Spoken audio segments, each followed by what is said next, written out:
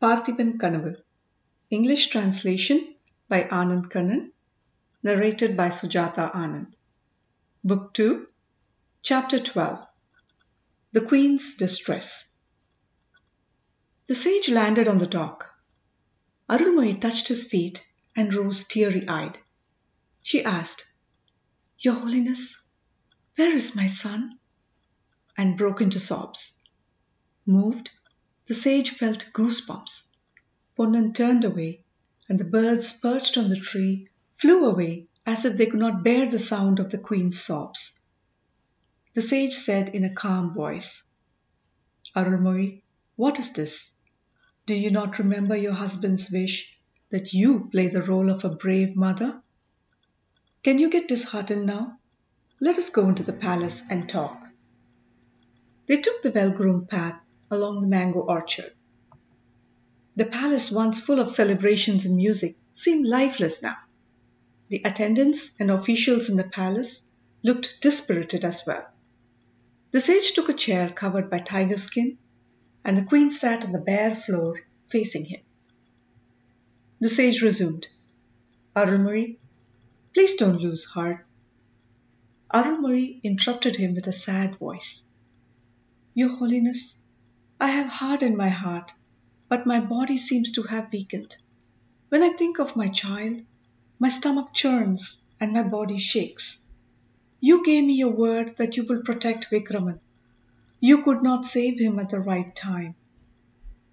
The sage calmly responded, "I promised you that his life would be safe. His life was indeed spared. I gave my words to Vikraman's father that I would see that his son grows up to be brave and independent. I kept that word too. If you were present at the Pallava court the other day, you would have been proud of your son. Did sage Thiruvalluvar not say, 'ஈன்ற பொழுதிற் பெரிதுவக்கும் தன் மகனை சான்றோன் எனக் கேட்ட தாய்'? This means a mother is proud when she gave birth to a son, but even prouder when she hears him described as an exemplary leader. The emperor tried to talk Vikraman into a compromise. He would have been set free and crowned as the Choya king if he agreed to be a vassal. He was not tempted, nor was he intimidated by the emperor. He challenged the emperor to a sword fight. He said, "If you are indeed as brave as they say, defeat me in a duel. We can discuss tribute then." His eyes blazed. I was proud of him. Alas, you were not fortunate enough to witness it. Arulmozhi was listening to the sage eagerly, but still teary-eyed. She said, "I am obviously the unfortunate soul here. I lived after losing my husband in the battlefield. I live after my son is banished to some god-forsaken faraway land. They say the Pallava emperor is visiting Urayur. Is that true? If he does, I am going to fall on his feet and beg him to send me to the same faraway land." The sage said, "What are you saying, Arulmozhi? Are you considering touching the feet of the sworn enemy?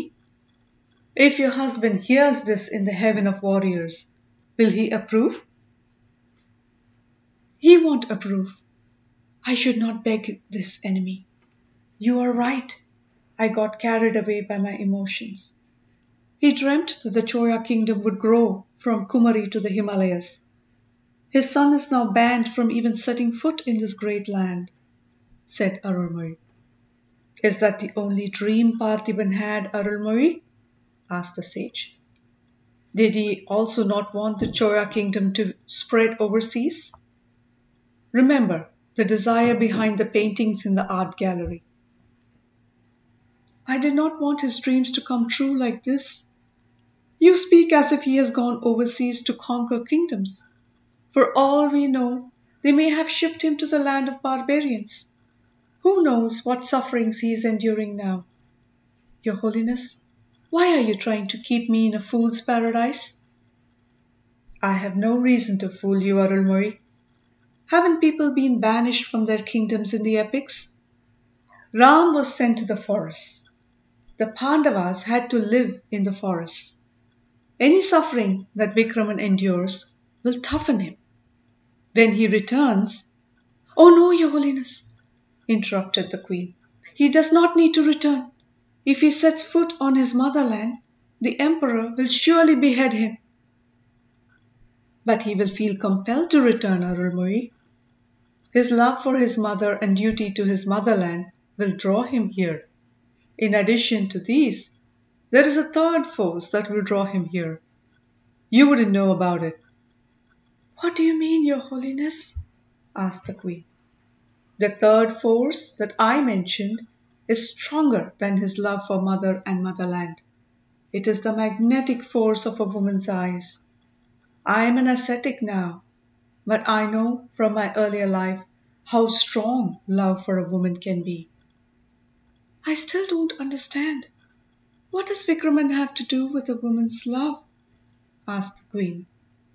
The sage smiled and responded, "All mothers think their sons are children and are surprised when they encounter reality. Arulmozhi, when your son was chained and taken to Kanchi, he encountered a woman.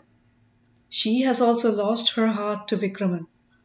I have pieced these together from what I have seen and heard. I witnessed another surprising episode too. When he was shipped off, that girl went to Mamalapuram. She reached just as his boat was pulling away from the docks. Their eyes met and exchanged messages. Vikraman can never forget her eyes. Her face will haunt him when he is awake and asleep. No matter what job he undertakes, where his duties carry him, through his joys and sorrows, he won't be able to forget her. He will return to just see her." Arulmozhi sat stunned here listening to all this. Dismayed, she said in a feeble voice, "All I had left was my son's love. Now that seems to be in danger as well. Who is that girl, Your Holiness?" "Narasimhavarman's daughter." "The enemy's daughter? Oh, I am feeling dizzy," said Arulmozhi and fainted. End of chapter 12.